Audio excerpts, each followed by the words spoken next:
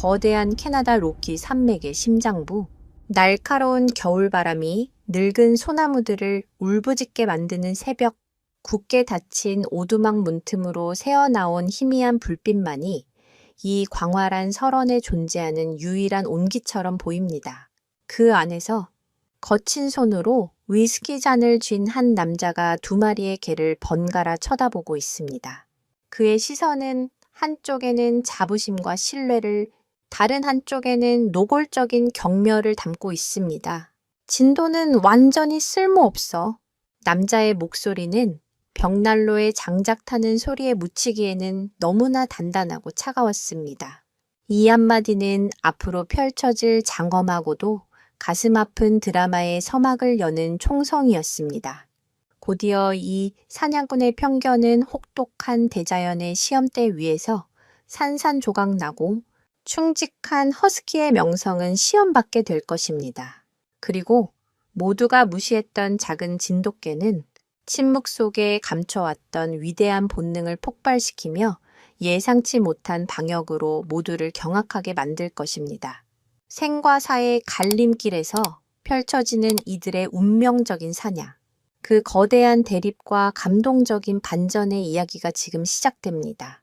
진돗개라는 존재가 가진 진정한 가치는 과연 무엇일까요? 그러니 편안히 앉으시기 전에 잠시 시간을 내어 영상에 좋아요를 누르고 구독해주세요. 제 채널은 유산을 따라서입니다. 이제 그 이야기를 차근차근 설명해 드리겠습니다. 남자의 이름은 아서. 60평생을 캐나다의 황야와 함께 살아온 베테랑 사냥꾼이었다.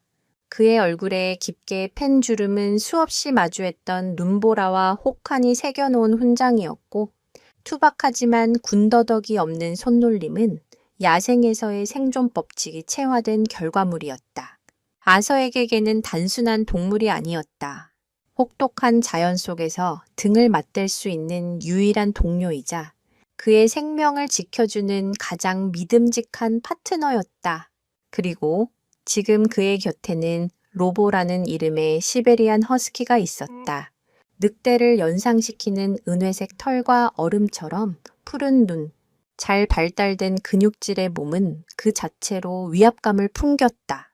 로보는 단순한 사냥개를 넘어 아서의 자부심 그 자체였다. 알래스카 썰매계 대회에서 여러 차례 우승을 차지한 혈통 좋은 챔피언이었고, 곰의 흔적을 추적하는 능력이나 사나운 늑대 무리 앞에서도 물러서지 않는 용맹함은 이미 수십 번의 사냥을 통해 증명되었다. 아서는 로보의 털을 쓰다듬으며 나지기 말했다. 오늘도 잘 부탁한다. 나의 전사. 로보는 주인의 칭찬에 화답하듯 낮게 으르렁거리며 꼬리를 힘차게 흔들었다. 아서의 경멸, 어린 시선은 벽난로 반대편. 구석에 조용히 웅크리고 있는 또 다른 개에게로 향했다. 개의 이름은 마루. 1년 전 한국에 사는 오랜 친구가 자네에게 꼭 필요한 친구가 될 걸세라며 보내온 진돗개였다. 아서는 마루를 처음 봤을 때의 실망감을 아직도 잊을 수 없었다. 로보에 비해 체구는 왜소했고 맹수 같은 위압감 대신 온순하고 차분한 인상만을 풍겼다. 짧고 단단한 황금빛 털과 검은 눈동자는 영리해 보였지만 아서가 사냥개에게 기대하는 야성과는 거리가 멀었다. 무엇보다 아서를 가장 답답하게 만든 것은 마루의 침묵이었다. 로보가 사냥감을 발견했을 때 우렁차게 짖거나 위험을 감지했을 때 경고의 신호를 보내는 것과 달리 마루는 좀처럼 짖는 법이 없었다. 그저 조용히 주변을 살피고 모든 상황을 묵묵히 지켜볼 뿐이었다. 아서의 눈에 그 침묵은 무능함의 다른 이름이었다. 멍청한 건지 겁이 많은 건지 저런 녀석을 어떻게 사냥에 데려간단 말인가. 그는 몇 번이고 마루를 다른 곳으로 보내버릴까 고민했지만 친구와의 의리 때문에 차마 그러지 못했다. 오늘의 사냥은 아서에게 특히 중요했다. 겨우내 먹을 식량을 비축해야 하는 마지막 기회였기 때문이다. 그는 거대한 엘크나 부스를 목표로 하고 있었다. 그러기 위해서는 로보의 뛰어난 추적 능력과 힘이 절대적으로 필요했다. 마루는 그저 짐 덩어리가 될 것이 뻔했다. 하지만 아서는 어쩔 수 없이 마루를 데려가기로 했다. 오두막에 혼자 남겨두었다가 늑대라도 만나면 꼼짝없이 당할 것이 분명했기 때문이다. 차라리 자기 눈앞에 두는 편이 낫다고 판단한 것이다. 아서는 벽에 걸린 윈체스터 장총을 집어들며 마지막으로 장비를 점검했다. 탄환, 비상식량, 나침반, 그리고 눈보라를 대비한 작은 텐트까지 모든 준비는 완벽했다. 그는 로보의 목에 추정용 GPS 장치를 채워주며 든든하다는 듯 어깨를 두드렸다. 반면 마루에게는 낡은 가죽 목줄을 채워주는 것이 전부였다. 그 차별적인 대우에도 마루는 아무런 반응을 보이지 않았다. 그저 묵묵히 주인의 손길을 받아들일 뿐 검은 눈동자는 깊이를 알 수 없는 호수처럼 고요했다. 사실 진돗개는 한반도에서 수천 년간 왕실의 사냥개이자 군견으로 활약하며 호랑이 사냥에도 동원되었던 역사를 가진 세계적으로도 희귀한 품종이다. 그들의 침묵은 무능이 아니라 목표물을 향한 극도의 집중력과 신중함의 표현이라는 사실을 아서는 알지 못했다. 그는 그저 마루의 침묵이 무관심이나 어리석음의 증거라고 굳게 믿을 뿐이었다. 오두막 문이 열리자 새벽의 차가운 공기가 폐부 깊숙이 파고들었다. 아서는 로보를 앞세우고 눈 덮인 숲으로 첫 발을 내디뎠다. 마루는 조용히 그 뒤를 따랐다. 새 그림자가 하얀 설원 위로 길게 늘어졌다. 과연 이 무모한 사냥꾼의 편견은 어떤 결과를 낳게 될까? 침묵하는 진돗개는 정말 쓸모없는 존재일까? 아니면 모두의 예상을 뒤엎을 숨겨진 발톱을 감추고 있는 것일까? 아서의 기억 속에서 로보의 역사는 언제나 눈부신 영광으로 가득 차 있었다. 5년 전 알래스카의 유명한 썰매개의 사육사로부터 거금을 주고 로보를 데려왔을 때 그는 이미 동나이 때 허스키들 사이에서 독보적인 존재였다. 얼어붙은 강을 건너고 가파른 설산을 넘는 600km의 혹독한 레이스. 이디타로 대회의 주니어 챔피언 출신이라는 타이틀은 로보의 혈통과 능력을 보증하는 증표였다.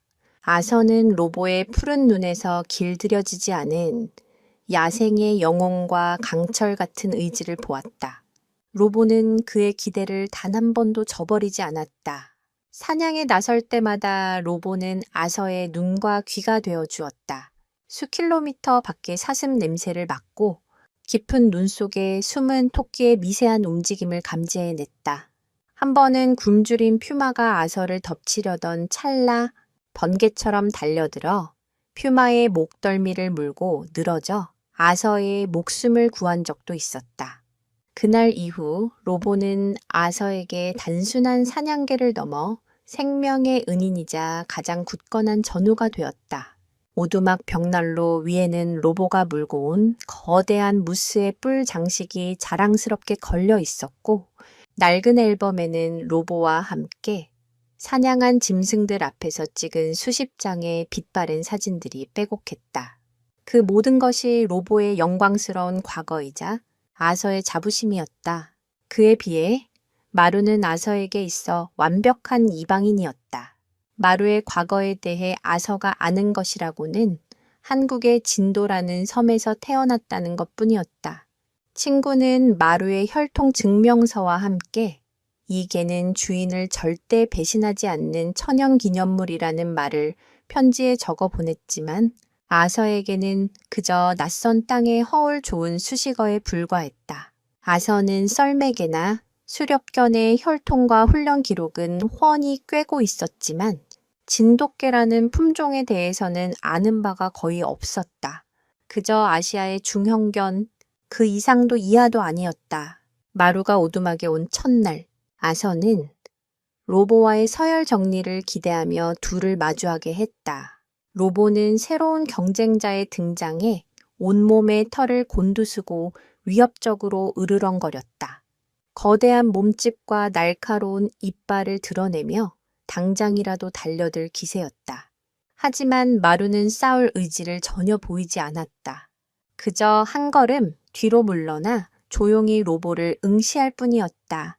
그 모습은 아서의 눈에 비굴한 굴복으로 비쳤다. 역시 투지라고는 눈꼽만큼도 없군. 그날 이후 마루는 오두막의 공식적인 서열 꼴찌가 되었다. 식사도 로보가 다 먹고 난 후에야 남은 것을 먹었고 잠자리도 따뜻한 벽난로 앞은 로보의 차지. 마루는 차가운 현관문 근처에서 몸을 웅크리고 자야 했다. 이러한 명백한 차별 속에서도 마루는 단 한 번도 불평하거나 저항하지 않았다. 로보가 자신의 밥그릇을 빼앗아도 아서가 거친 손길로 자신을 밀쳐내도 그저 묵묵히 받아들일 뿐이었다. 가끔 아서는 마루의 그 순응적인 태도에 알 수 없는 짜증을 느끼기도 했다. 야생에서 살아남아야 할 개가 저토록 무기력해서야 되겠냐는 생각 때문이었다. 그러나 아서가 간과한 것이 있었다. 마루는 굴복한 것이 아니라 관찰하고 있었던 것이다. 그는 새로운 환경과 무리의 규칙, 그리고 무엇보다 주인이라고 인식한 아서라는 인간을 이해하기 위해 모든 신경을 곤두쓰고 있었다.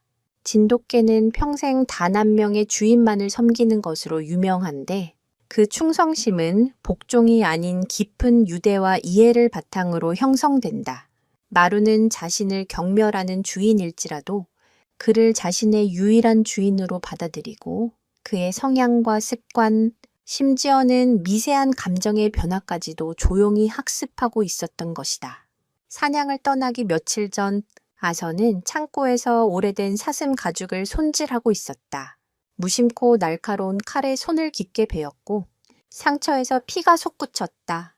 아서가 고통스러운 신음을 내뱉는 순간 가장 먼저 달려온 것은 로보가 아니었다. 늘 구석에 있던 마루가 번개처럼 달려와 아서의 손을 핥기 시작했다.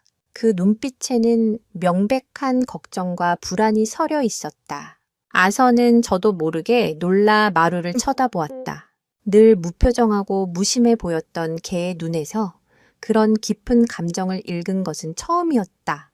잠시 후 소란을 듣고 달려온 로보는 피 냄새에 흥분한 듯 킁킁거리기만 할 뿐이었다. 그 순간 아서의 마음속에 아주 미세한 균열이 생겼다. 하지만 그는 이내 고개를 저으며 그 감정을 떨쳐냈다. 우연일 뿐이야. 피 냄새를 맡고 달려온 거겠지. 그는 마루를 가볍게 밀쳐내고 상처를 동여맸다. 마루는 더 이상 다가오지 않고 다시 제자리로 돌아가 아서가 치료를 마칠 때까지 조용히 그를 지켜볼 뿐이었다. 그날 밤 아서는 잠결에 자신을 지켜보는 듯한 시선을 느끼고 눈을 떴다. 어둠 속에서 마루의 두 눈이 희미하게 빛나고 있었다. 그것은 단순한 동물의 눈빛이 아니었다. 마치 늙은 영혼이 깃든 것처럼 깊고 고요한 시선이었다. 아서는 알 수 없는 기분에 사로잡혔지만 이내 피곤함에 다시 눈을 감았다. 그는 애써 그 이방인의 존재를, 그 침묵 속에 담긴 의미를 외면하고 있었다. 이 낯선 개가 자신의 운명을 어떻게 바꿔놓을지 전혀 상상하지 못한 채 황야로의 여정은 팽팽한 긴장감 속에서 시작되었다. 로키 산맥의 겨울숲은 아름다우면서도 치명적인 두 얼굴을 가지고 있었다. 눈가루를 하얗게 뒤집어 쓴 침엽수림은 마치 동화 속 풍경 같았지만 그 고요함 속에는 굶주린 포식자들의 날카로운 발톱이 숨겨져 있었다. 아서는 이런 환경에 익숙했다. 그는 눈 위에 남겨진 미세한 발자국만 보고도 동물의 종류와 크기, 심지어 지나간 시간까지 짐작할 수 있는 전문가였다. 그의 곁에서 로보는 흥분을 감추지 못했다. 꽁꽁 얼어붙은 대기의 냄새, 눈 밑에 숨은 작은 생명들의 흔적. 이 모든 것이 로보의 사냥 본능을 자극했다. 로보는 연신코를 벌름거리며 주위를 탐색했고 때로는 너무 앞서 나가 아서의 제지를 받아야 했다. 그 넘치는 에너지는 아서에게는 든든한 믿음의 근거였다. 그래, 저래야 내 사냥개답지. 아서는 만족스러운 미소를 지으며 로보의 힘찬 발걸음을 따라 눈길을 옮겼다. 반면 마루의 모습은 로보와 극명한 대조를 이루었다. 마루는 아서의 뒤를 그림자처럼 조용히 따를 뿐이었다. 로보처럼 눈밭을 헤집고 다니거나 불필요한 움직임을 보이지 않았다. 고개는 항상 정면을 향해 있었고 두 귀는 마치 레이더처럼 쉴 새 없이 움직이며 사방의 소리를 포착했다. 마루의 시선은 한 곳에 머무르지 않고 멀리 있는 산등성이부터 발밑의 눈 더미까지 숲 전체를 훑고 있었다. 아서의 눈에는 그런 마루의 모습이 여전히 소극적이고 겁 많은 행동으로만 보였다. 그는 마루가 로보의 기세에 눌려 있거나 낯선 환경에 겁을 먹고 제 역할을 하지 못하고 있다고 단정했다. 찌릿찌릿! 저 녀석은 그냥 오두막이나 지키게 할 걸 그랬어. 아서는 혼잣말을 하며 마루를 향해 혀를 찼다. 그는 몰랐다. 마루의 그 침착함이 바로 진돗개가 가진 고유의 사냥 방식이라는 것을. 진돗개는 허스키처럼 힘과 속도로 사냥감을 몰아붙이기보다는 뛰어난 청각과 시각, 후각을 총동원하여 주변 환경을 완벽하게 파악하고 가장 효율적인 경로와 방법을 찾아내는 지능적인 사냥꾼이다. 마루는 지금 불필요한 에너지를 낭비하지 않고 숲의 모든 정보를 수집하며 만일의 사태에 대비하고 있었던 것이다. 몇 시간을 걸었을까? 아서는 잠시 휴식을 취하기 위해 커다란 바위 아래에 자리를 잡았다. 그는 보온병에 담아온 따뜻한 커피를 마시며 지도를 살폈다. 로보는 그 사이에도 지치지 않는 듯 주변을 맴돌며 무언가를 찾고 있었다. 그때 조용히 아서의 곁을 지키던 마루가 갑자기 몸을 낮추고 코를 땅에 박은 채 킁킁거리기 시작했다. 그리고는 고개를 들어 북동쪽의 빽빽한 숲을 향해 시선을 고정했다. 온몸의 근육이 긴장으로 팽팽해졌고 꼬리는 수평으로 굳어 있었다. 그것은 명백한 발견의 신호였다. 하지만 마루는 짖지 않았다. 그저 목표물을 향해 온 신경을 집중한 채 주인의 다음 명령을 기다리고 있을 뿐이었다. 아서는 그런 마루의 행동을 대수롭지 않게 여겼다. 또 다람쥐나 보고 저러는 거겠지? 그는 마루 쪽은 쳐다보지도 않고 다시 지도에 코를 박았다. 바로 그 순간 로보가 요란하게 짖으며 남서쪽 방향으로 쏜살같이 달려나갔다. 아서는 반사적으로 총을 움켜쥐고 로보가 달려간 쪽을 바라보았다. 멀지 않은 곳에서 커다란 흰고리 사슴 한 마리가 눈보라를 일으키며 달아나고 있었다. 좋았어. 우아보. 아서는 쾌재를 부르며 즉시 로보의 뒤를 쫓았다. 드디어 기다리던 사냥감이 나타난 것이다. 그는 마루가 경계하던 북동쪽 방향은 완전히 잊어버렸다. 마루는 주인이 자신을 무시하고 로보를 따라가는 모습을 잠시 지켜보았다. 그의 눈동자가 미세하게 흔들렸다. 그는 주인이 떠난 방향과 자신이 발견한 목표물이 있는 방향을 번갈아 쳐다보며 잠시 망설이는 듯했다. 하지만 이내 결심을 굳힌 듯 아서의 뒤를 따라 달리기 시작했다. 주인의 곁을 지키는 것이 우선이라는 본능적인 판단 때문이었다. 아서의 마음속에서는 이미 마루의 존재가 완전히 지워져 있었다. 오직 로보와 저 멀리 달아나는 사슴만이 그의 온 신경을 사로잡았다. 하지만 그의 경험, 많은 사냥꾼의 감각, 한 구석에서 무언가 꺼림칙한 느낌이 고개를 들었다. 마루가 보였던 그 기묘한 집중력, 그리고 로보가 사슴을 발견하기 직전 숲 전체에 흐르던 미묘한 정적, 그것은 마치 폭풍전의 고요함처럼 느껴졌다. 아서는 애써 그 불길한 예감을 떨쳐내려 했다. 지금은 사냥에 집중해야 할 때였다. 하지만 그가 지나쳐버린 그 순간의 선택이 그와 두 마리 개의 운명을 거대한 위험 속으로 밀어넣는 결정적인 계기가 되었음을 깨닫기까지는 그리 오랜 시간이 걸리지 않았다. 마루가 북동쪽 숲에서 발견했던 것은 과연 무엇이었을까? 그리고 아서와 로보가 쫓는 사슴은 그들을 어디로 이끌고 있는 것일까? 광활한 설원은 이제 서서히 그들의 편이 아니게 되고 있었다. 추격전은 숨 가쁘게 이어졌다. 로보는 눈 위를 나는 듯이 달렸고 아서는 스키를 신은 채 그 뒤를 바짝 쫓았다.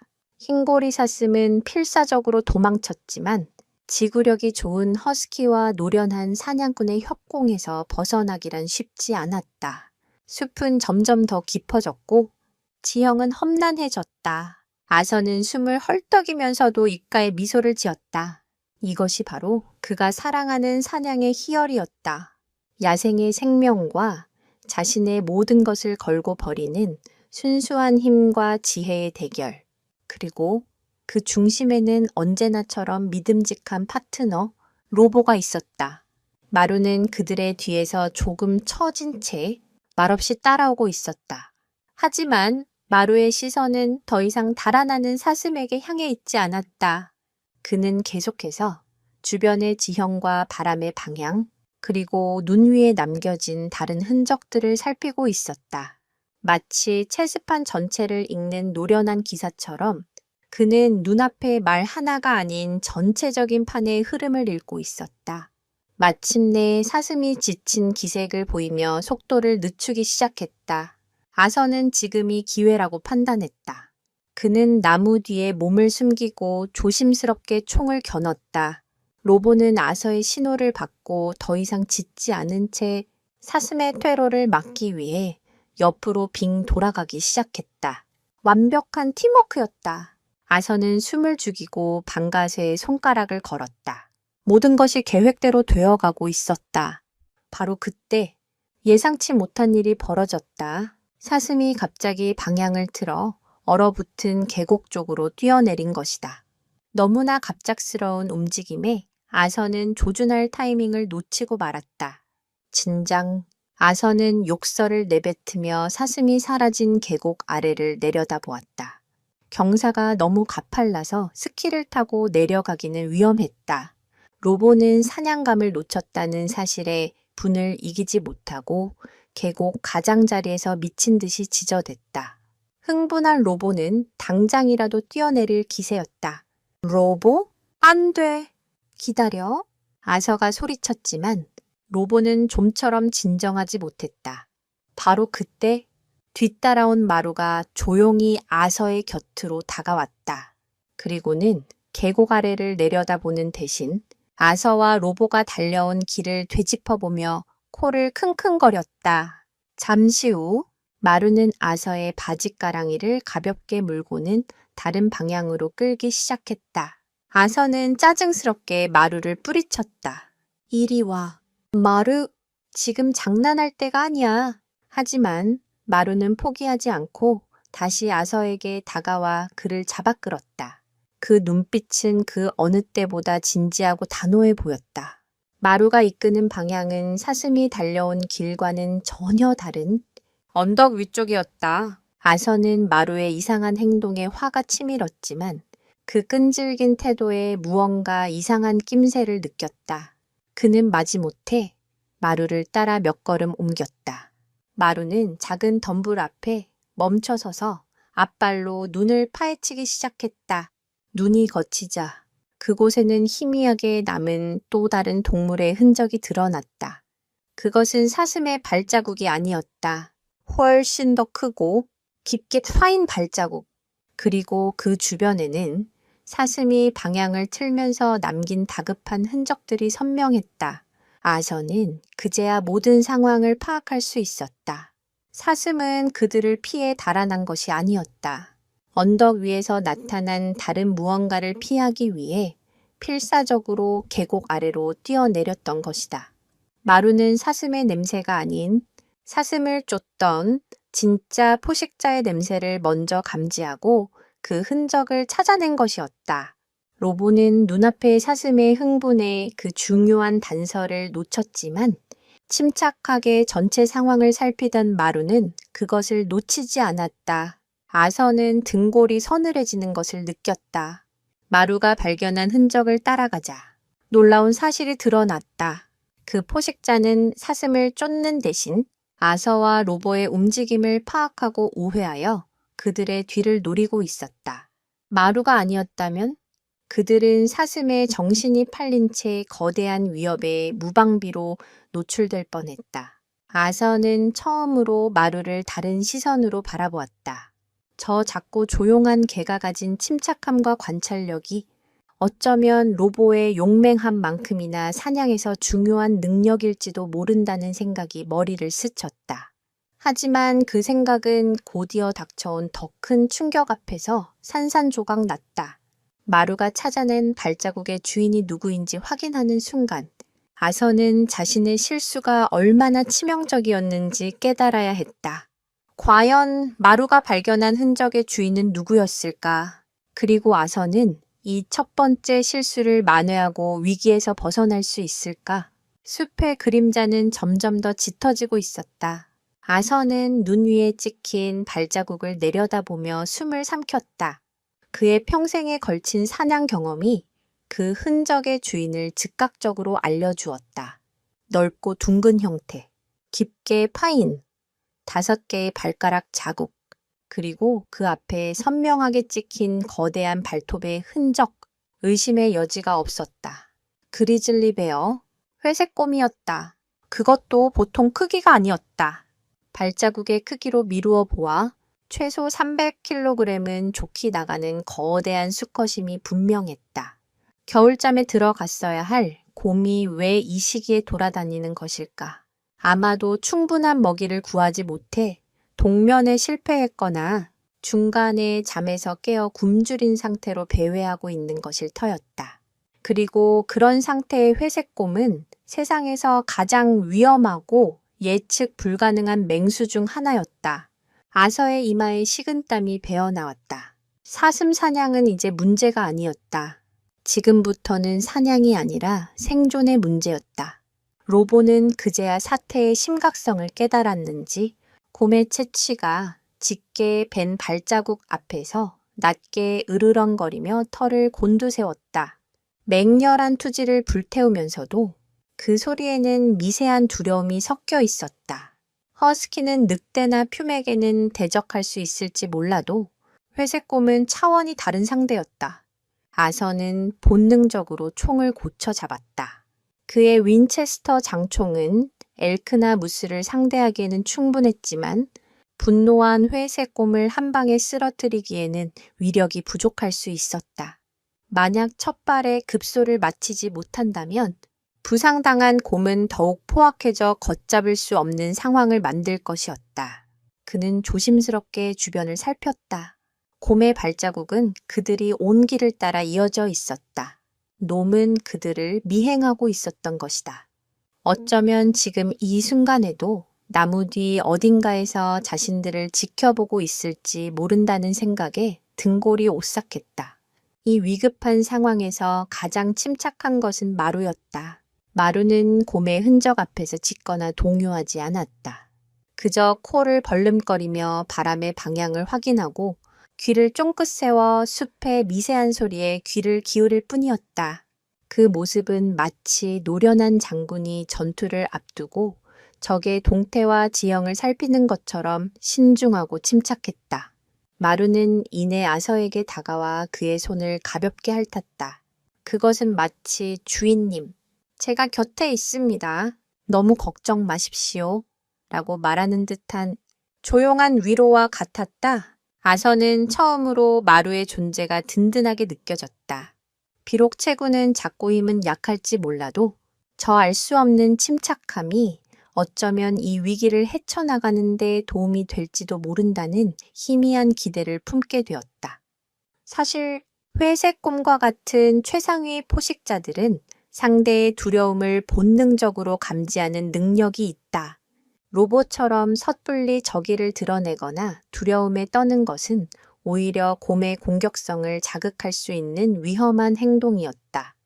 반면 마루의 침착함은 곰에게 자신을 섣불리 건드려서는 안 될 존재로 인식시킬 수도 있는 일종의 심리전이었던 셈이다. 움직여야 한다. 아서는 결단을 내렸다. 이곳에 계속 머무는 것은 곰에게 유리한 시간을 벌어주는 것과 같았다. 그는 곰의 발자국을 피해 바람을 안고 이동할 수 있는 가장 안전한 경로를 찾아야 했다. 그는 나침반을 꺼내 방향을 확인하고 오두막으로 돌아갈 최단 경로를 계산하기 시작했다. 하지만 숲은 이미 그들이 들어왔을 때와는 다른 얼굴을 하고 있었다. 나무들은 더 빽빽해졌고 지형은 더욱 험준해졌다. 마치 거대한 미로 속에 갇힌 기분이었다. 아서는 로보를 앞세우고 마루를 자신의 바로 뒤에 붙여 조심스럽게 발걸음을 옮겼다. 그의 모든 감각이 칼날처럼 날카로워졌다. 나뭇가지가 부러지는 작은 소리에도 바람에 눈가루가 날리는 모습에도 심장이 철렁 내려앉았다. 얼마나 걸었을까? 그들은 작은 가을이 얼어붙은 골짜기에 도착했다. 아서는 이곳을 건너면 능선을 따라 오두막으로 가는 길이 나올 것이라고 판단했다. 그는 로보에게 먼저 건너가라고 신호했다.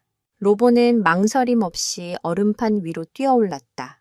그런데 아서가 발을 내디디려는 순간 마루가 그의 앞을 가로막으며 으르렁거렸다. 아서가 마루에 으르렁거리는 소리를 들은 것은 이번이 처음이었다. 마루는 얼음판을 향해 맹렬하게 짖으며 아서가 나아가지 못하도록 몸으로 막아섰다. 마루, 비켜. 왜 이래? 아서가 소리쳤지만 마루는 요지부동이었다.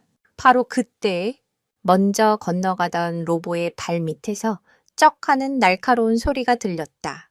뒤이어 얼음판이 거미줄처럼 갈라지기 시작했다. 로보는 본능적인 위험을 감지하고 재빨리 반대편 기슭으로 뛰어올랐지만 그가 서 있던 자리의 얼음은 순식간에 부서져 내리며 차가운 물살을 드러냈다. 마루는 얼음의 두께가 사람과 개 2마리의 무게를 감당할 수 없다는 것을 미리 감지하고 아서에게 경고했던 것이다. 아서는 하얗게 질린 얼굴로 마루를 내려다 보았다. 이 작은 개가 또다시 자신의 목숨을 구한 것이다. 아서의 마음속에서 마루에 대한 편견의 벽이 또 한 겹 허물어져 내리고 있었다. 하지만 안도감도 잠시 그들의 등 뒤 숲 속에서 거대한 어둠이 움직이는 것이 느껴졌다. 곰이 그들을 따라잡은 것이다. 이제 도망칠 곳은 없었다. 회색곰의 위협을 등 뒤로 한 채 아서는 다른 길을 찾아야만 했다. 마루 덕분에 얼음물에 빠지는 최악의 상황은 면했지만 그 소란으로 인해 곰에게 자신들의 위치를 완벽하게 노출하고 말았다.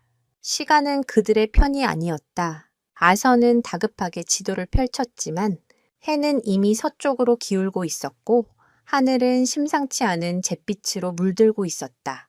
바람이 점점 더 거세지기 시작했고 눈발이 하나둘 흩날리기 시작했다. 이런 눈보라가 오려는군. 아서는 불안한 목소리로 중얼거렸다. 캐나다 로키의 눈보라는 그 위력을 예측하기 어렵다.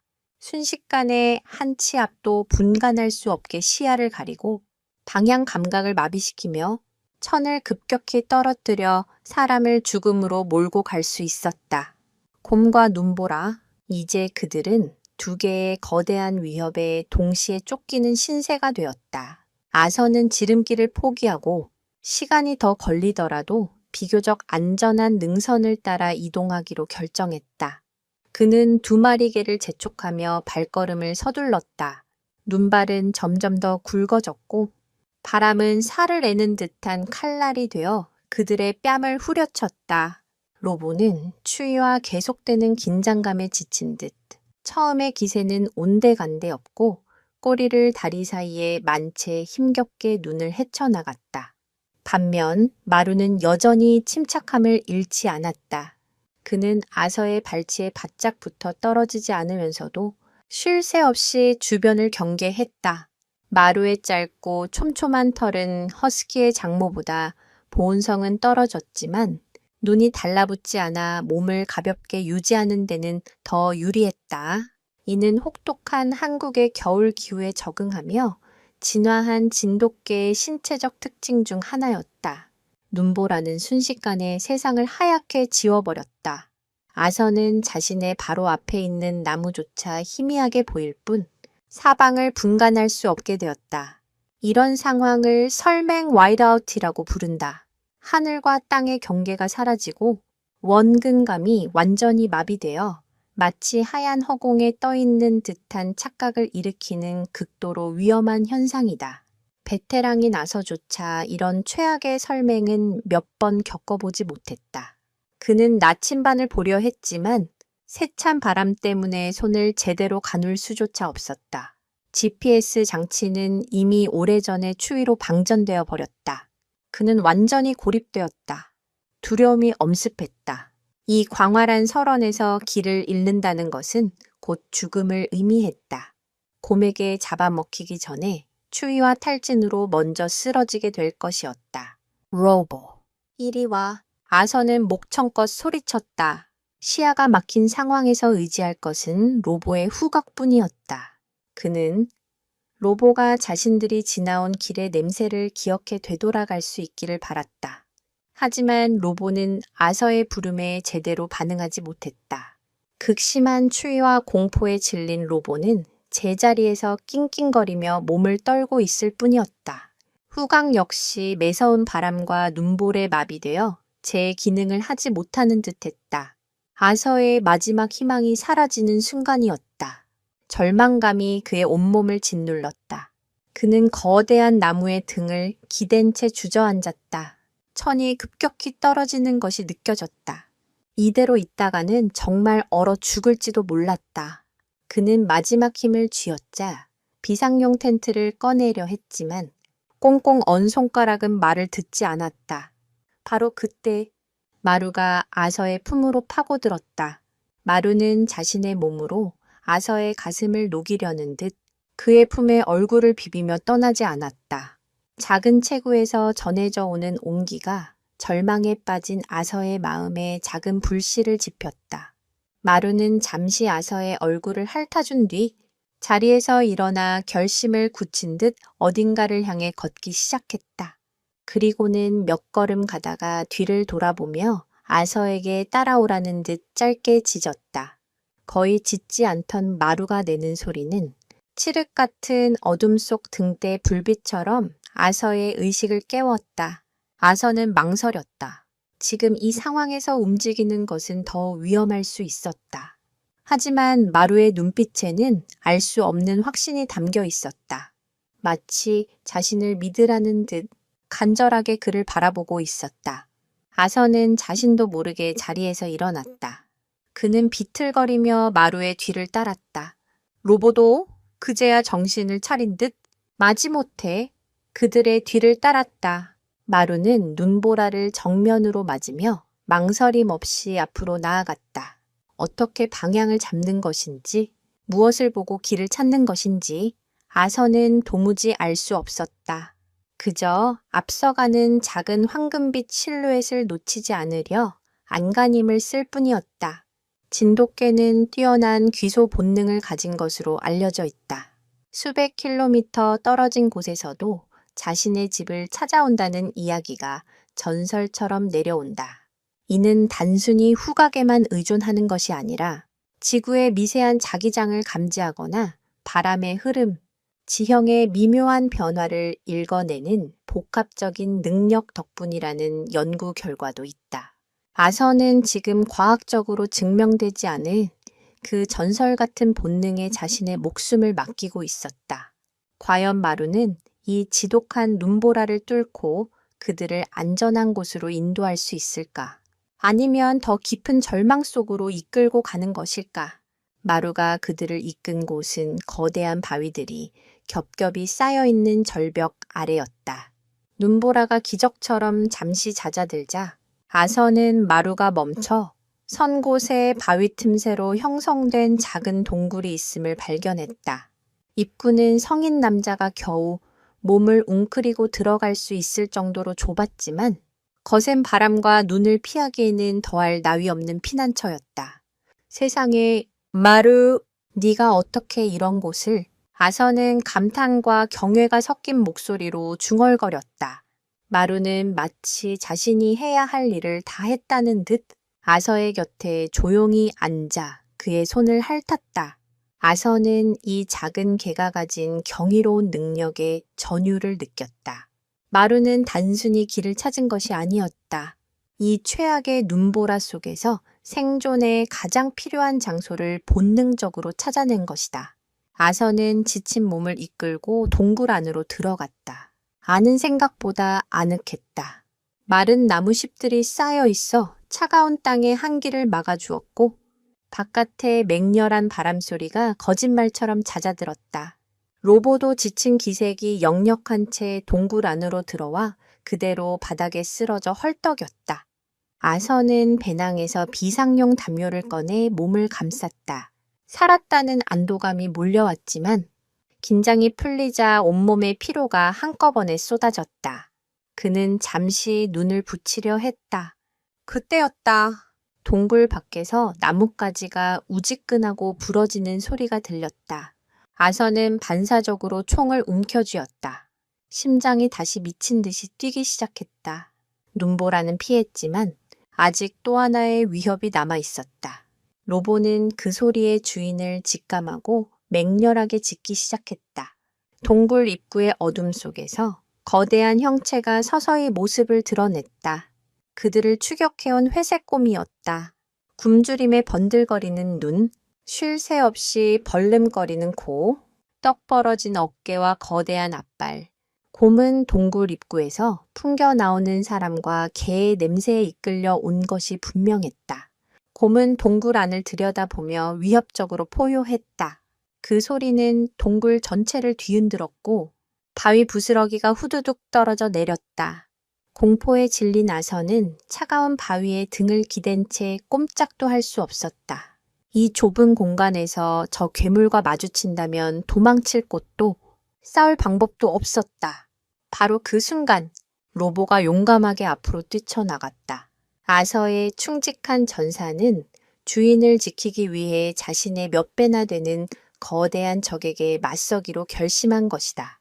로보는 곰을 향해 이빨을 드러내고 맹렬하게 짖어대며 동굴 입구에서 물러서지 않았다. 아서는 로보의 용기에 감동했지만 동시에 그것이 얼마나 무모한 행동인지도 알고 있었다. 로보, 안 돼! 돌아와! 아서가 소리쳤지만 흥분한 로보는 이미 그의 말을 듣지 않았다. 곰은 자신의 앞을 가로막는 작은 개를 귀찮다는 듯 쳐다보았다. 그리고는 거대한 앞발을 들어 로보를 향해 휘둘렀다.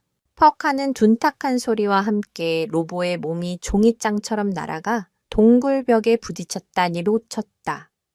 갱. 하하는 비명과 함께 로보는 그대로 바닥에 쓰러져 미동도 하지 않았다. 로보의 실패는 상황을 더욱 악화시켰다.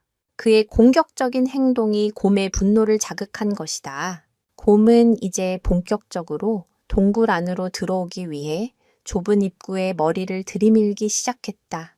아서는 절망적인 심정으로 곰의 검은 눈동자와 마주쳤다. 죽음의 그림자가 바로 코앞까지 다가와 있었다. 그는 떨리는 손으로 총을 들어 곰의 머리를 겨눴다. 하지만 이 좁은 공간에서 총을 쏘면 그 소음과 충격으로 동굴이 무너져 내릴 수도 있었다. 진퇴양난의 상황이었다. 곰이 조금씩 동굴 안으로 몸을 비집고 들어왔다. 썩은 생선 같은 악취가 코를 찔렀다. 아서는 눈을 질끈 감았다. 이제 모든 것이 끝났다고 생각했다. 그런데 바로 그때 그의 곁에 있던 마루가 조용히 하지만 단호하게 앞으로 나섰다. 로봇처럼 짖거나 달려들지 않았다. 그저 곰과 아서의 사이에 자신의 작은 몸을 위치시키고 한치의 물러섬도 없이 곰을 노려보고 있었다. 그 침착하고 당당한 모습은 마치 작은 거인과도 같았다. 과연 마루는 이 절체절명의 위기에서 어떤 행동을 보여줄 것인가? 힘이 아닌 다른 무언가로 이 괴물을 막아낼 수 있을까? 마루가 곰과 대치하는 그 숨막히는 순간, 아서는 이대로 죽을 수 없다는 생각에 사로잡혔다. 그는 마루가 벌어준 아주 짧은 시간을 이용해 무언가 해야만 했다. 그의 머릿속에 한 가지 계획이 스쳐 지나갔다. 동굴 위쪽, 절벽 가장자리에 위태롭게 걸쳐진 커다란 바위. 만약 저 바위를 굴러떨어뜨릴 수 있다면 곰을 쫓아내거나 최소한 부상을 입혀 위협을 줄일 수 있을 터였다. 그것은 매우 위험한 도박이었다. 자칫 잘못하면 자신이 미끄러져 떨어질 수도 있었고 바위가 엉뚱한 곳으로 굴러갈 수도 있었다. 하지만 달리 방법이 없었다. 아서는 마루와 쓰러진 로보를 향해 나직이 속삭였다. 조금만 버텨다오. 그는 총을 등에 맨 차에 동굴 옆에 가파른 바위벽을 타기 시작했다. 눈보라는 잦아들었지만 바위는 여전히 눈과 얼음으로 뒤덮여 미끄러웠다. 그는 꽁꽁 언 손으로 바위 틈을 잡고 한 발 한 발 필사적으로 위를 향해 올라갔다. 발밑에서는 곰이 동굴 안으로 들어가기 위해 애쓰는 소리와 그런 곰의 주의를 끌기 위해 낮게 으르렁거리는 마루의 소리가 들려왔다. 아서는 오직 절벽 위의 바위만을 생각하며 이를 악물고 기어올랐다. 그의 심장은 터질 듯이 뛰었고 폐는 차가운 공기에 찢어질 듯 아팠다. 몇 번이나 미끄러져 떨어질 뻔한 아찔한 순간을 넘기고 마침내 그는 목표했던 바위 바로 아래까지 도달했다. 문제의 바위는 생각보다 더 크고 단단하게 얼어붙어 있었다. 아서는 근처에서 단단한 나뭇가지를 주워 지렛대처럼 사용하기 시작했다. 그는 온몸에 체중을 실어 바위 밑을 파고들고 밀어내기를 반복했다. 꽁꽁 언 손에서는 감각이 사라졌고 어깨 근육은 비명을 질렀다. 하지만 그는 포기할 수 없었다. 아래에 있는 두 동료, 특히 자신을 위해 목숨을 걸고 버티고 있는 마루를 생각하며 마지막 남은 힘까지 쥐어짰다. 조금만 더. 그가 혼신의 힘을 다해 나뭇가지를 밀어 넣는 순간 우드득 소리와 함께 바위가 살짝 움직이는 것이 느껴졌다. 희망이 보였다. 그는 다시 한번 힘을 주었다. 바로 그때였다. 그가 딛고 있던 발밑에 눈 덮인 바위가 갑자기 무너져 내렸다. 이왕 아서는 비명을 지를 틈도 없이 균형을 잃고 아래로 추락했다. 다행히 그는 절벽 아래까지 떨어지지는 않았다. 몇 미터를 미끄러져 내려가다 동굴 입구 위쪽의 작은 바위턱에 겨우 몸이 걸렸다. 하지만 그 과정에서 그의 오른쪽 발목이 바위 틈에 끼인 채 끔찍한 각도로 꺾이고 말았다. 득 하는 소리와 함께 극심한 고통이 온몸을 꿰뚫었다. 아서는 고통에 찬 신음을 삼키며 발목을 내려다보았다. 부어오르기 시작한 발목은 누가 봐도 심각한 골절상이었다. 그는 이제 자신의 힘으로는 한 발짝도 움직일 수 없는 신세가 되었다. 설상가상으로 그가 떨어뜨린 총마저 저 아래 동굴 입구 근처로 미끄러져 내려가 버렸다. 아래를 내려다보니 상황은 더욱 절망적이었다. 아서가 추락하며 일으킨 소란에 놀란 곰이 동굴에서 잠시 물러나 있었지만 이내 부상당해 움직이지 못하는 아서를 발견하고는 탐욕스러운 눈빛으로 그를 올려다보고 있었다. 곰에게 아서는 이제 손쉬운 먹잇감에 불과했다. 곰은 절벽을 기어오르기 시작했다. 험준한 바위벽이었지만 회색 곰의 강력한 앞발과 발톱은 훌륭한 등반 도구였다. 성큼성큼 거대한 포식자가 죽음의 그림자처럼 그에게 다가오고 있었다. 아서는 완전히 무력했다. 무기도 없고 움직일 수도 없었다. 그는 자신의 어리석은 계획이 모든 것을 망쳐버렸음을 깨달았다. 치명적인 실수였다. 그는 허망하게 눈을 감았다. 친구가 말했던 자네에게 꼭 필요한 친구가 될 걸세라는 말이 귓가에 맴돌았다. 그는 마루의 진정한 가치를 너무 늦게 알아차린 자신을 원망했다. 이제 모든 것이 끝이라고 생각하는 순간 동굴 안에서 조용히 상황을 지켜보던 마루가 쏜살같이 튀어나왔다. 마루의 다음 행동은 아서뿐만 아니라 거대한 회색곰조차 상상하지 못했던 것이었다. 곰이 아서를 향해 절벽을 오르기 시작하자 동굴 입구에 쓰러져 있던 로보가 희미하게 신음하며 고개를 들었다. 그는 자신의 주인이 처한 끔찍한 위기를 목격했다.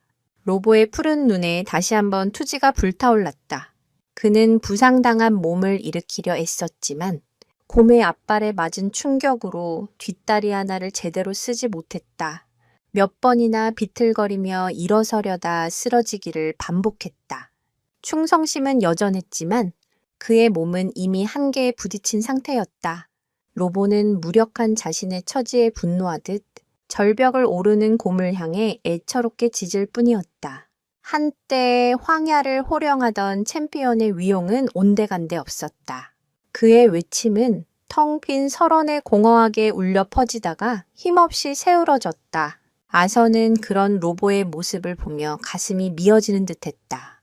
로보는 최선을 다했다. 자신의 목숨을 걸고 주인에게 충성을 바쳤다. 하지만 때로는 용기와 힘만으로는 해결할 수 없는 문제도 있는 법이다. 특히 상대가 압도적인 힘을 가진 자연, 그 자체일 때는 더욱 그렇다. 아서는 로보의 머리를 쓰다듬어 주며 속삭였다. 괜찮다, 로보. 넌 할 만큼 했어. 로보는 주인의 위로에 낑낑거리며 그의 손을 핥았다. 하지만 그 눈빛에는 여전히 주인을 지키지 못했다는 자책과 무력감이 가득했다. 로보는 아서의 곁을 지켰지만 다가오는 죽음의 그림자를 막을 방법은 알지 못했다. 그의 충성심은 위로가 될지언정 위기를 해결할 실마리는 되지 못했다. 아서의 시선은 절벽을 기어오르는 곰에게로 향했다. 이제 곰은 불과 몇 미터 앞까지 다가와 있었다. 곰의 거친 숨소리와 발톱이 바위를 긁는 소리가 죽음의 교향곡처럼 들려왔다. 아서는 모든 것을 포기하고 눈을 감았다. 그런데 그때 정적을 깨고 날카로운 소리가 들렸다. 아서가 눈을 떴을 때 믿을 수 없는 광경이 펼쳐지고 있었다. 마루가 아서가 떨어뜨린 총을 물고 절벽 아래에서 곰의 뒤를 맹렬하게 공격하고 있었던 것이다. 마루는 곰에게 정면으로 달려드는 무모한 짓을 하지 않았다. 그는 치고 빠지는 전술의 대가였다. 곰이 절벽을 오르기 위해 앞발을 드는 순간 쏜살같이 달려들어 곰의 뒷다리를 물고 늘어졌다. 곰이 고통에 찬 포효를 지르며 뒤를 돌아보면 마루는 이미 재빨리 뒤로 물러나 안전거리를 확보하고 있었다. 곰은 자신을 성가시게 구는 작은 짐승에게 짜증이 난 듯 절벽에서 내려와 마루를 상대하려 했다. 하지만 마루는 결코 곰에게 정면 대결의 기회를 주지 않았다. 그는 곰 주위를 원을 그리며 돌면서 끊임없이 곰의 약점을 노렸다. 곰이 앞발을 휘두르면 민첩하게 피하고 곰이 달려들면 더 빠른 속도로 거리를 벌렸다. 그것은 힘과 힘의 대결이 아니었다. 지능과 민첩성의 싸움이었다. 마루는 곰의 거대한 몸집과 느린 방향, 전환 능력을 정확히 간파하고 그것을 역이용하여 곰을 교란시키고 있었다. 곰은 거대한 몸을 이리저리 돌리며 마루를 잡으려 했지만 번번이 허공만 가를 뿐이었다. 곰의 분노는 극에 달했고 포효 소리는 계곡 전체를 울렸다. 아서는 넋을 잃고 그 광경을 바라보았다. 마루의 모든 움직임에는 단 하나의 목적만이 담겨 있었다. 바로 부상당한 주인을 곰의 위협으로부터 떼어놓는 것. 마루는 곰의 주의를 자신에게로 완벽하게 돌려놓고 아서로부터 점점 더 먼 곳으로 곰을 유인하고 있었다. 아서는 깨달았다. 마루의 침묵은 무기력함이 아니었다. 그것은 모든 상황을 냉철하게 분석하고 최적의 해답을 찾기 위한 깊은 통찰의 시간이었다. 마루의 수능은 비굴함이 아니었다. 주인의 명령을 기다리고 결정적인 순간에 자신의 모든 것을 바치기 위한 헌신의 표현이었다. 아서는 자신이 얼마나 어리석고 편협한 생각에 사로잡혀 있었는지 뼈저리게 느꼈다. 그는 이 작은 개 앞에서 한없이 부끄러워졌다. 한계에 부딪힌 로보의 충성심이 가슴 아픈 비극으로 느껴진다면 마루의 지혜로운 용기는 절망 속에서 피어나는 한 줄기 희망의 빛과 같았다. 하지만 마루는 언제까지 저 거대한 곰을 상대로 버틸 수 있을까? 그의 작은 체력은 곧 바닥나게 될 것이고 단 한 번의 실수가 곧 죽음으로 이어질 수 있는 아슬아슬한 싸움이었다. 곰을 유인하며 멀어지는 마루의 모습을 보며 아선은 무력감과 함께 강렬한 생존 의지를 느꼈다. 이대로 죽을 수는 없었다. 자신을 위해 목숨을 걸고 싸우는 저 작은 영웅을 위해서라도 어떻게든 살아남아야 했다. 그는 부러진 발목에 끔찍한 고통을 애써 무시하며 주위를 살폈다. 눈보라는 멎었지만 기온은 급격히 떨어지고 있었다. 이대로 밤을 맞이한다면 곰에게 잡아먹히기 전에 저천증으로 죽게 될 것이 분명했다. 피난처가 필요했다. 마루가 처음 찾아냈던 그 작은 동굴, 그곳이 지금 그가 기댈 수 있는 유일한 희망이었다.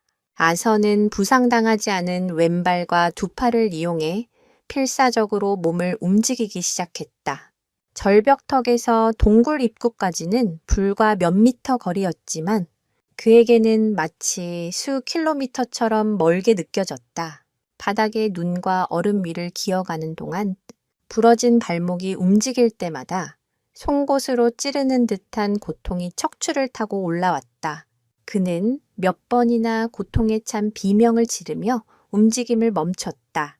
포기하고 싶은 생각이 들 때마다 멀리서 들려오는 마루의 짖는 소리와 곰의 포효 소리가 그의 정신을 번쩍 들게 했다. 마루가 버티고 있어. 나도 포기할 수 없어. 뿌!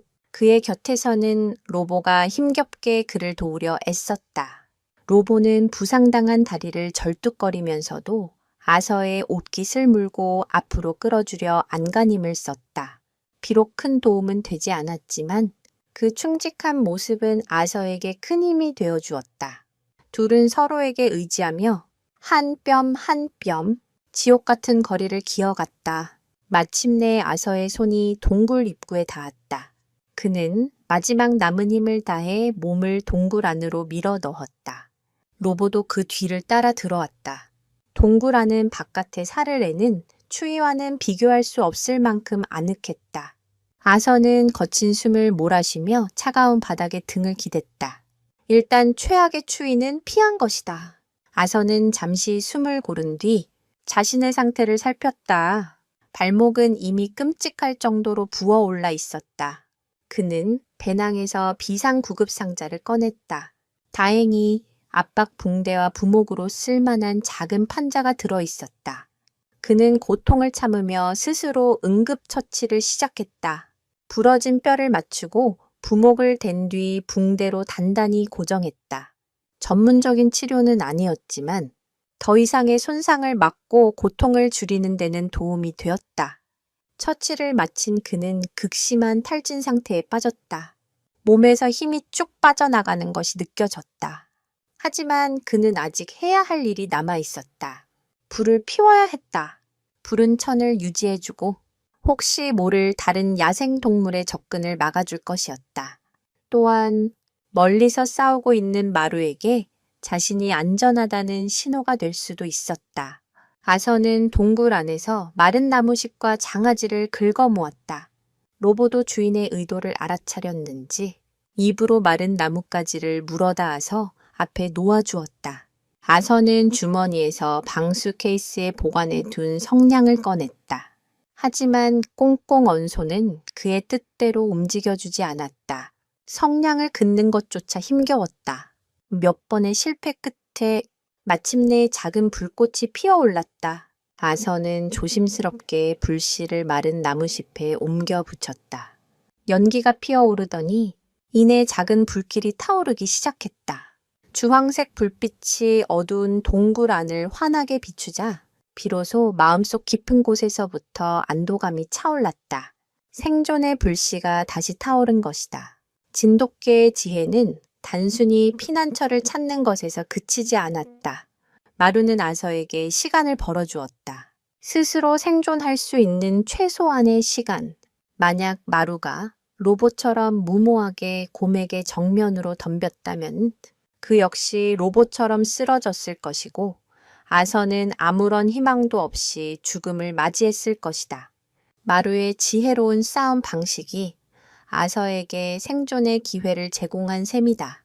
아서는 타오르는 불꽃을 바라보며 마루가 무사히 돌아오기만을 간절히 기도했다. 하지만 곰을 따돌린다고 해도 마루가 이 넓은 숲 속에서 다시 동굴을 찾아올 수 있을까? 그리고 만약 곰이 마루를 포기하고 다시 이곳으로 돌아온다면 이 작은 불꽃만으로 그를 막아낼 수 있을까? 희망의 불씨는 아직 너무나 작고 위태로웠다. 시간이 얼마나 흘렀을까? 동굴 밖은 이미 칠흑 같은 어둠에 잠겨 있었다. 모닥불이 타닥타닥 소리를 내며 동굴 안을 드고 있었지만 아서의 마음은 차갑게 얼어붙어 있었다. 마루는 아직 돌아오지 않았다. 멀리서 들려오던 짖는 소리와 곰의 포효 소리도 더 이상 들리지 않았다. 최악의 상상이 그의 머릿속을 헤집어 놓았다. 마루가 곰에게 당한 것은 아닐까? 혹은 곰을 따돌리는 데는 성공했지만 지쳐서 어딘가에 쓰러져 있는 것은 아닐까? 어둠과 눈으로 뒤덮인 숲 속에서 부상당한 주인을 다시 찾아온다는 것은 거의 불가능에 가까운 일이었다. 아서는 죄책감에 고개를 숙였다. 자신이 조금만 더 일찍 마루의 가치를 알아봤더라면, 그의 경고를 무시하지 않았더라면 이런 끔찍한 상황은 벌어지지 않았을지도 모른다. 그의 곁에서 로보는 불안한 듯 낑낑거리며 동굴 입구와 아서를 번갈아 쳐다보았다. 부상당한 다리가 아픈지 제대로 서지도 못하고 앉은 채로 꼬리만 흔들고 있었다. 아서는 그런 로보의 머리를 쓰다듬어 주었다. 로보에게는 잘못이 없었다. 그는 그저 자신의 본능과 주인의 명령에 충실했을 뿐이다. 아서는 배낭에 남아있던 마지막 육포 조각을 꺼내 로보에게 반을 나눠주었다. 로보는 허겁지겁 그것을 받아 먹었다. 남은 반쪽을 손에 쥔 채 아서는 동굴 밖 어둠을 하염없이 바라보았다. 만약 마루가 돌아온다면 이 작은 육포 조각이라도 먹여야 할 터였다. 하지만 시간이 흐를수록 그 희망은 점점 사그라들었다. 얼마나 지났을까? 거의 의식을 잃고 졸고 있던 아서는 동굴 입구에서 들려오는 희미한 소리에 번쩍 정신이 들었다. 돌과 눈을 긁는 소리. 처음에는 바람 소리나 작은 동물이겠거니 했지만 소리는 끈질기게 이어졌다.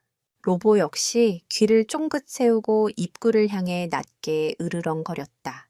아서는 긴장하며 모닥불 옆에 두었던 도끼를 집어들었다. 곰이 다시 돌아온 것일까? 그의 심장이 목구멍까지 차오르는 듯했다.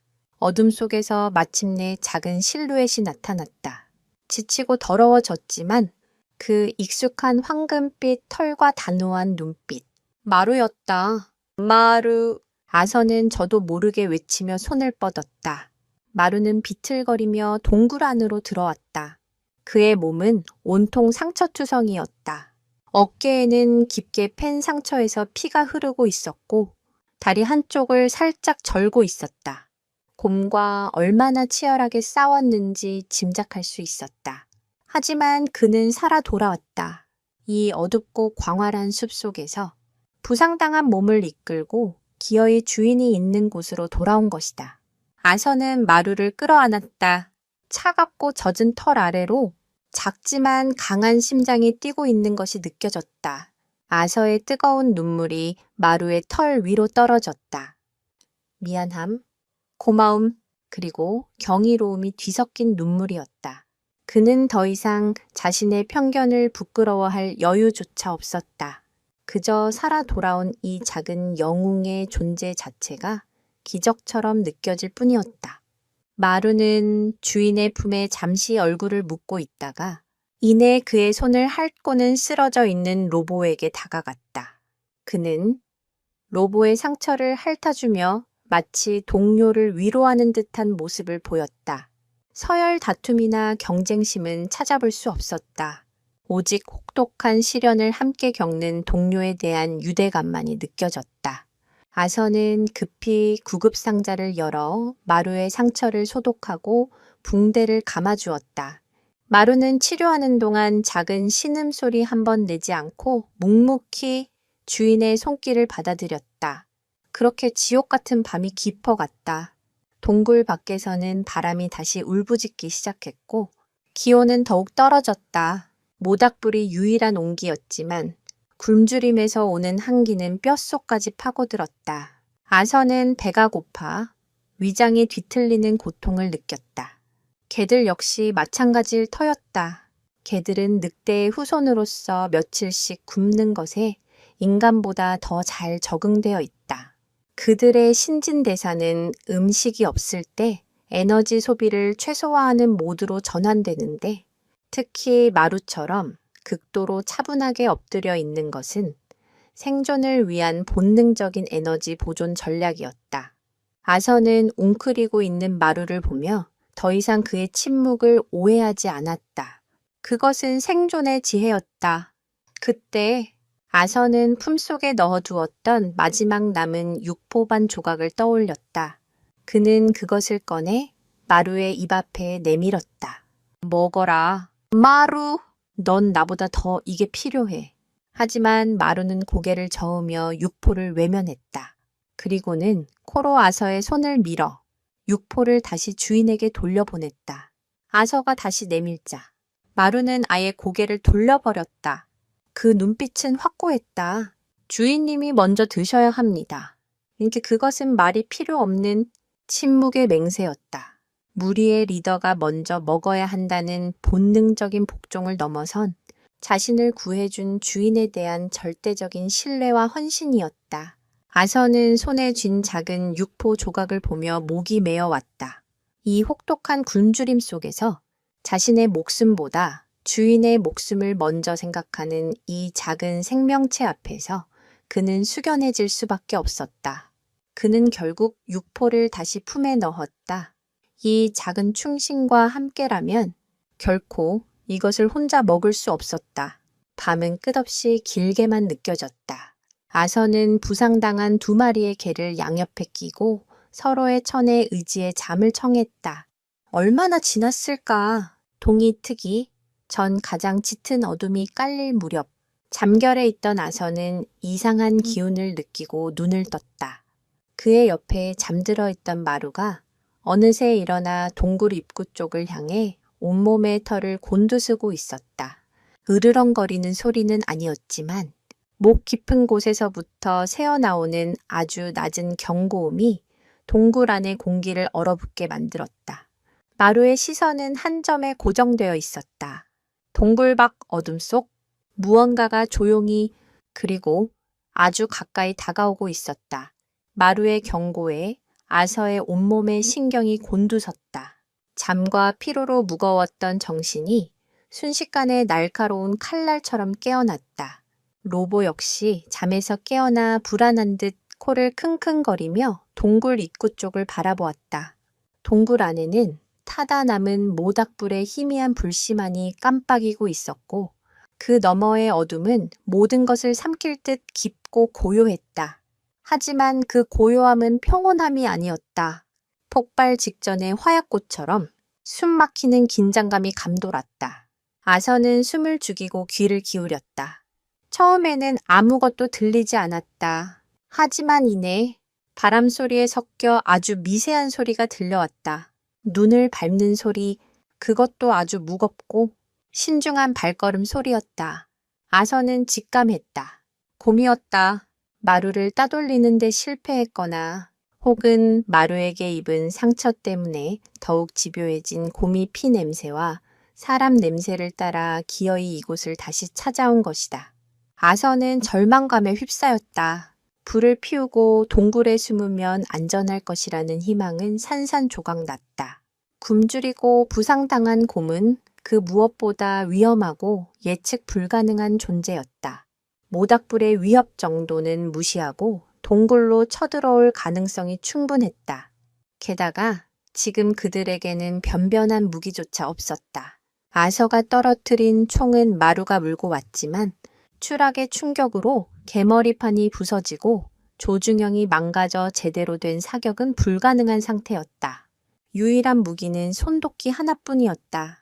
거대한 회색곰을 상대로 손도끼는 사실상 맨주먹이나 다름없었다. 죽음의 그림자가 다시 동굴 입구를 뒤덮었다. 어둠 속에서 거대한 형체가 천천히 모습을 드러냈다. 지난번보다 훨씬 더 위협적인 모습이었다. 곰의 어깨에는 마루에게 물린 듯한 깊은 상처가 나 있었고 그 상처에서 흘러내린 피가 털을 검붉게 물들이고 있었다. 고통은 곰의 분노를 극대화시킨 듯 충혈된 눈은 살기로 번뜩였다. 곰은 동굴 입구에서 안을 들여다보며 낮고 위협적인 소리로 울부짖었다. 당장이라도 뛰어들 기세였다. 아선은 부상당한 발목 때문에 제대로 서지도 못하는 몸을 일으켜 세우고 도끼를 고쳐 잡았다. 그의 등 뒤에서는 로보가 겁에 질려 낑낑거리는 소리가 들려왔다. 이제 정말 마지막이라고 생각했다. 하지만 그때 마루가 아서의 앞을 가로막아 섰다. 지난번과 같은 방어적인 자세가 아니었다. 마루는 온몸의 근육을 부풀리고 이빨을 드러낸 채 당장이라도 뛰쳐나갈 듯한 공격적인 자세를 취하고 있었다. 그 작은 체구에서 뿜어져 나오는 기세는 거대한 회색곰에게 조금도 밀리지 않았다. 마루의 눈은 이번에는 절대 물러서지 않겠다는 결연한 의지로 불타고 있었다. 아서는 마루의 행동에 당황했다. 이전의 영리한 싸움 방식과는 전혀 다른 자살 행위에 가까운 모습이었기 때문이다. 마루, 안 돼. 미쳤어.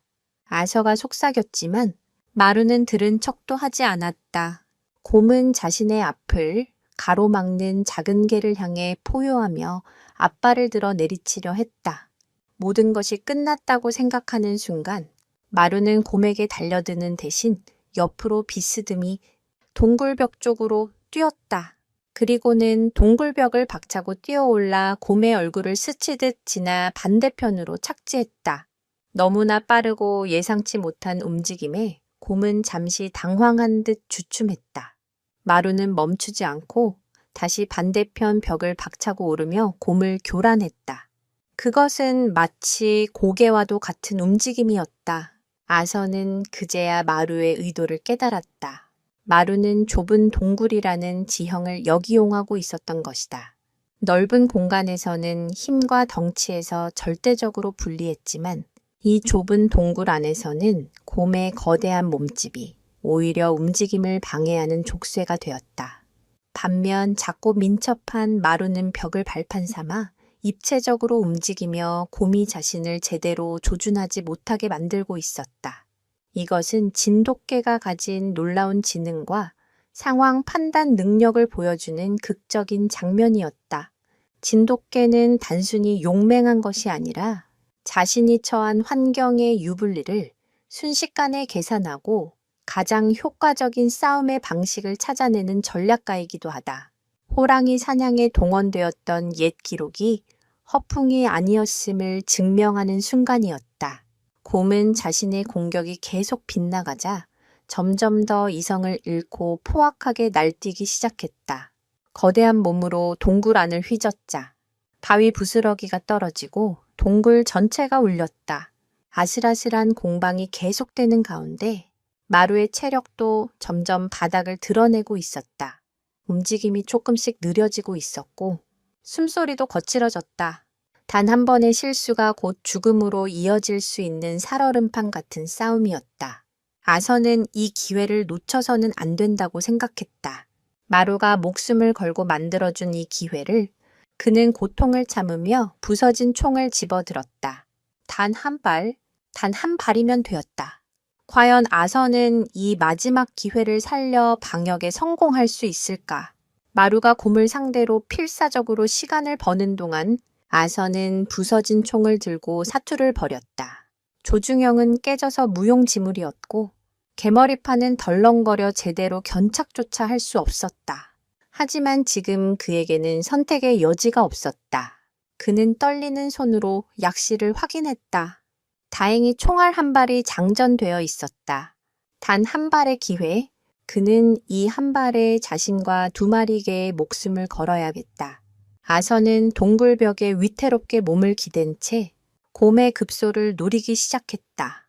하지만 곰은 마루의 현란한 움직임에 정신없이 날뛰고 있어 조준점을 고정하기가 거의 불가능했다. 빗나가는 순간 모든 것은 끝이었다. 재장전할 시간도 기회도 없을 터였다. 시간이 흐를수록 마루는 눈에 띄게 지쳐갔다. 어깨의 상처에서는 다시 피가 배어 나왔고 날렵하던 움직임은 조금씩 무뎌지고 있었다. 곰의 거대한 앞발이 마루의 옆구리를 스치는 아슬아슬한 순간이 몇 번이나 반복되었다. 아서의 심장은 타들어가는 듯했다. 제발 한 번만 기회를 줘. 칼에 그가 마음속으로 절규하는 순간 기적 같은 일이 벌어졌다. 곰을 유인하던 마루가 갑자기 방향을 틀어와서 쪽으로 달려온 것이다. 그리고는 아서의 발 밑에 바싹 엎드렸다. 마루를 쫓아 달려들던 곰은 갑자기 멈춰 선 목표물을 향해 거대한 몸을 일으켜 세우고 앞발을 들어 내리치려는 자세를 취했다. 바로 그 순간이었다. 곰의 움직임이 멈추고 가슴팍의 급소가 무방비로 노출된 찰나의 순간 마루가 만들어준 절호의 기회였다. 아서는 망설이지 않았다. 그는 본능적으로 반가쇠를 당겼다. 쾅 하는 옥 루시틀리 총성이 좁은 동굴 안을 뒤흔들었다. 동굴 전체가 무너져 내릴 듯한 굉음과 함께 화약 냄새가 코를 찔렀다. 아서는 총의 반동으로 뒤로 나자빠졌다. 모든 것이 영희 속에 휩싸여 한 치 앞도 보이지 않았다. 잠시 시간이 멈춘 듯한 정적이 흘렀다. 이윽고 연기가 서서히 걷히자 믿을 수 없는 광경이 눈앞에 펼쳐졌다. 거대한 회색곰이 가슴에서 피를 쏟아내며 그 자리에 쓰러져 있었다. 아서의 총알이 정확하게 심장을 관통한 것이다. 곰은 몇 번 더 몸을 꿈틀거리더니 이내 완전히 움직임을 멈췄다. 지독했던 악몽이 마침내 끝나는 순간이었다. 아서는 한동안 멍하니 쓰러진 곰을 바라보았다. 현실감이 느껴지지 않았다. 그가 이 부상당한 몸으로, 이 망가진 총으로 저 거대한 괴물을 쓰러뜨렸다는 사실이 믿기지 않았다. 그는 천천히 자신의 옆을 돌아보았다. 그의 발치에는 마루가 엎드린 채 거친 숨을 몰아쉬고 있었다. 마루는 마지막 순간에 자신을 미끼로 던져 주인에게 결정적인 기회를 만들어 주었던 것이다. 그것은 단순한 본능이 아니었다. 주인과의 완벽한 교감과 신뢰가 없이는 불가능한 목숨을 건 연계 플레이였다. 아서는 더 이상 감정을 주체할 수 없었다. 그는 기어가다시피 마루에게 다가가 그의 머리를 끌어안았다. 마루야, 마루야. 아서의 입에서 처음으로 다정한 이름이 흘러나왔다. 그의 눈에서는 뜨거운 눈물이 쉴 새 없이 흘러내렸다. 그것은 공포와 안도감, 그리고 미안함과 고마움이 뒤섞인 한 사냥꾼의 뒤늦은 참회의 눈물이었다. 그는 자신이 얼마나 오만하고 어리석었는지, 생명의 가치를 얼마나 편협한 잣대로 재단해 왔는지 깨달았다. 그는 진돗개라는 위대한 견종의 충성심과 지혜를 무시했고 겉모습만으로 모든 것을 판단하는 치명적인 실수를 저질렀다. 그리고 그 대가를 자신의 목숨으로 치를 뻔했다. 마루는 아서의 눈물을 조용히 핥아주었다. 그 까만 눈동자는 여전히 깊고 고요했지만 이제 아서는 그 눈 속에서 자신을 향한 무한한 신뢰와 애정을 읽을 수 있었다. 두 생명은 비로소 진정한 의미의 파트너가 되었다. 한때 쓸모없다고 경멸했던 존재가 이제는 그의 생명을 구원한 영웅이자 세상 무엇과도 바꿀 수 없는 소중한 가족이 된 것이다. 이 작은 거인의 용맹한 방역은 한 인간의 얼어붙었던 마음을 녹이고 그에게 생명의 진정한 의미를 가르쳐 주었다. 곰이 쓰러진 후 동굴 안에는 길고 무거운 침묵이 흘렀다. 아서는 마루를 끌어안은 채 한참 동안 움직이지 않았다. 지독한 사투가 끝났다는 안도감과 살아남았다는 현실감이 뒤늦게 밀려왔다. 그는 마루의 상처를 다시 한번 살폈다.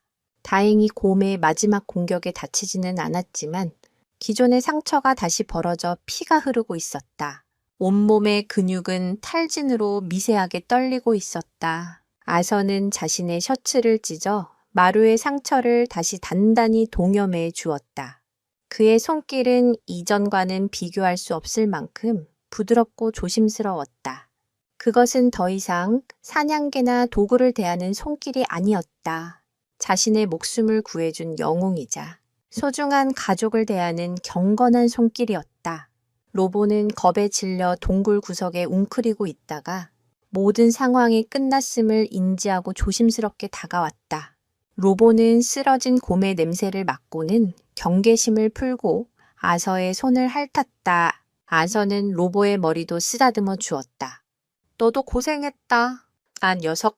비록 결정적인 순간에 공포에 질리기는 했지만 로보 역시 주인을 지키려 했던 충직한 파트너였다.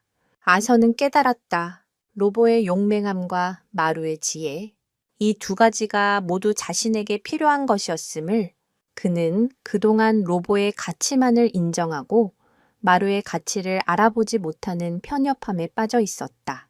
진정한 리더는 각자의 장점을 이해하고 존중하며 이끌어주는 존재여야 했다.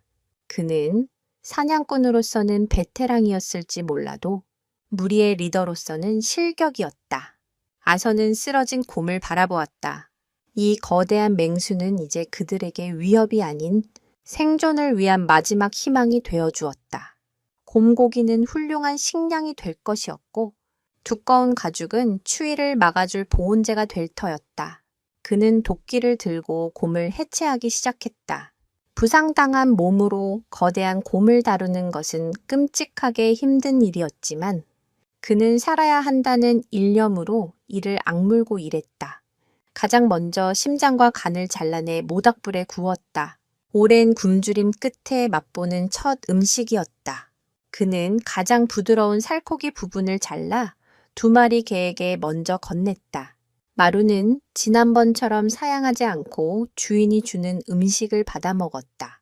아서와 마루, 로보, 세 식구는 그렇게 함께 생존의 기쁨을 나누었다. 식사를 마친 후 아서는 자신의 상황을 냉정하게 판단했다. 곰고기 덕분에 당장의 굶주림은 해결했지만 구조되기 전까지는 이곳에서 버텨야 했다. 부러진 발목으로는 이 험한 산을 내려가는 것이 불가능했다. 그는 곰 가죽을 벗겨내 동굴 바닥에 깔고 남은 고기는 눈 속에 묻어 보관했다. 곰의 지방을 태워 조명을 만들자. 어둡던 동굴은 한결 밝고 따뜻해졌다. 이제 그가 할 수 있는 일은 구조대가 자신을 찾아내기를 기다리는 것뿐이었다. 그는 배낭 깊숙한 곳에 넣어두었던 비상용 신호탄을 꺼내 들었다. 단 한 발뿐인 마지막 희망이었다. 이것을 언제, 어떻게 사용해야 할지가 관건이었다. 너무 일찍 쏴버리면 구조대가 발견하지 못할 수도 있었고 너무 늦게 쏘면 그 전에 다른 위험이 닥치거나 추위와 부상으로 목숨을 잃을 수도 있었다. 시간은 더디게 흘러갔다. 아서는 2마리 개와 함께 동굴 안에서 하루, 이틀을 더 버텼다. 낮에는 혹시 모를 구조, 헬리콥터 소리에 귀를 기울였고 밤에는 서로의 천에 의지해 추위를 견뎠다. 그 시간 동안 아서와 마루의 유대는 더욱 깊어졌다. 마루는 한시도 아서의 곁을 떠나지 않았다. 아서가 고통스러워 신음하면 다가와 얼굴을 핥으며 위로했고 아서가 잠이 들면 입구 쪽에서 보초를 서며 그의 잠자리를 지켰다. 아서는 마루의 그 깊이를 알 수 없는 눈을 들여다보며 수많은 대화를 나누었다.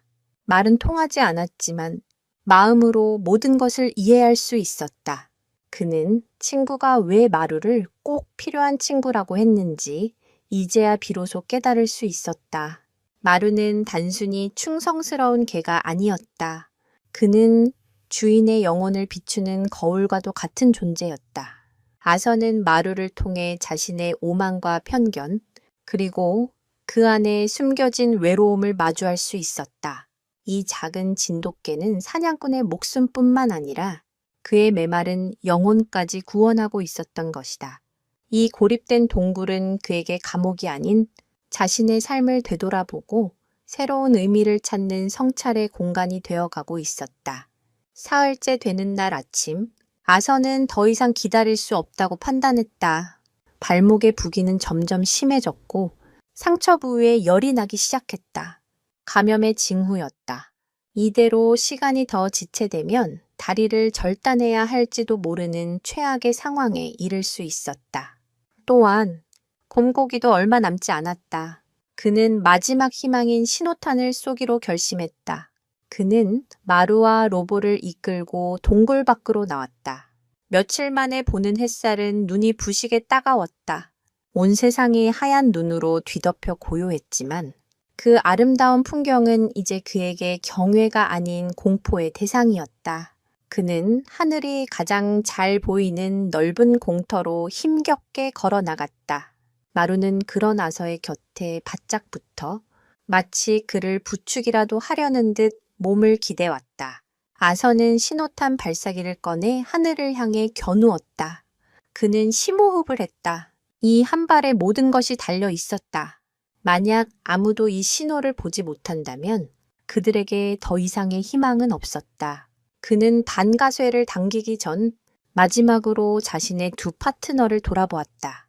로보는 여전히 그의 곁에서 충직하게 그를 올려다보고 있었고 마루는 저 멀리 산등성이를 바라보며 주변을 경계하고 있었다. 그 모습에 아서는 미소를 지었다. 설령 이곳에서 죽음을 맞이한다 하더라도 이토록 훌륭한 동료들과 함께라면 외롭지 않을 것 같았다. 이야, 이제 하늘에 우리의 위치를 알려보자. 아서는 혼잣말을 하며 반가쇠를 힘껏 당겼다. 피용그 하는 날카로운 소리와 함께 신호탄이 붉은 꼬리를 그리며 하늘 높이 쏘아 올려졌다. 잠시 후 피용 하는 소리와 함께 붉은 섬광이 눈 덮인 산을 환하게 비추며 하늘에서 작게 폭발했다. 붉은 연기가 파란 하늘을 배경으로 천천히 퍼져나갔다. 아서는 연기가 사라질 때까지 숨죽이며 하늘을 지켜보았다. 제발 누군가 이 신호를 보게 해달라고 간절히 기도했다. 시간이 흘렀다. 10분, 30분, 1시간. 하늘은 고요했고 아무런 변화도 없었다. 붉은 연기는 이미 바람에 흩어져 흔적도 없이 사라진 지 오래였다. 아서의 마음은 절망으로 가라앉았다.